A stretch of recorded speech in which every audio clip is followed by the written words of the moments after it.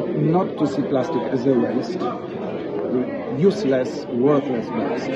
Because in fact, from my perspective, in most of the countries I go to, it is a waste and it has zero value. But why it has a zero value? Because I don't see it. So if I was a cocoa producer or cocoa product producers from Ghana, exporting my products to Europe or other countries who are introducing on their borders requirement that every product placed on their market has to have a minimum 30 or 40% of the recycled content requirement, then all of a sudden, as a cocoa producer here in Ghana, who is packaging, where I'm packaging my products in plastics, I all of a sudden see, there is so much plastic material in Ghana that is worthless waste now, but actually I'm willing to pay to turn this worthless waste into the valuable product for me, because this is the only way for me to sell it to some premium markets. Otherwise, my product will not be accepted in a packaging that is made from the virgin plastic alone. Or it will be more expensive, because if I want to sell to UK, there's already a plastic packaging tax that is imposed on products with low recycled content. In Italy and Spain, this will be a plastic tax that would increase my costs from the 1st of January next year. So there are all these instruments in other countries that turn the worthless waste into the valuable product. How do Ghana do it? Ghana can do it.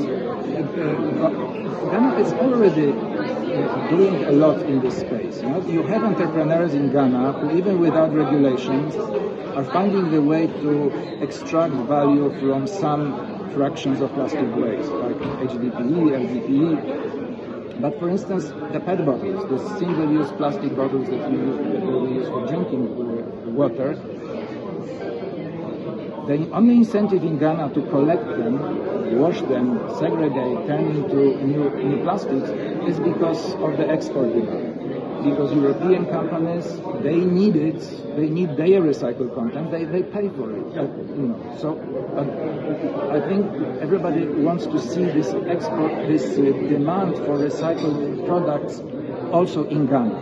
And that's why the existing plastic tax in Ghana, I think it's time, after several years of its functioning, it's time to review how it functions, and we've identified with many of the participants and stakeholders in Ghana some ways to improve its design, to strengthen this incentive, for the producers of plastic goods, for instance, and packaging, to pay more for recycled plastics than for virgin plastics.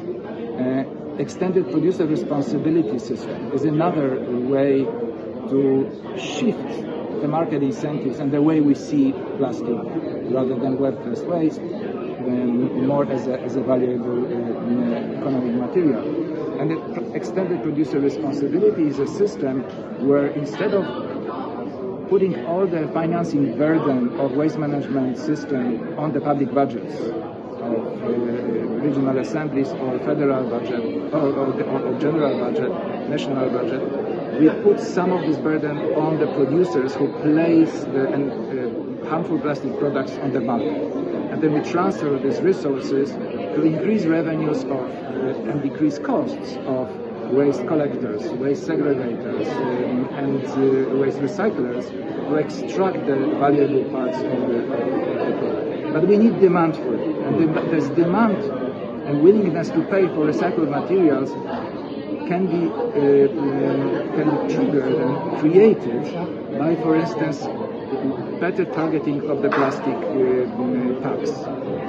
So what is the revenue? Right, so I mentioned that UK is already having its plastic tax. UK is a much bigger economy than Ghana, and they are, the government estimates that the revenue from this plastic packaging tax alone, so it doesn't cover all plastic products, will be around, as far as 3 to 4 million euros a year. even higher revenues are expected by the plastic packaging taxes that will be binding in Italy and Spain as the first year.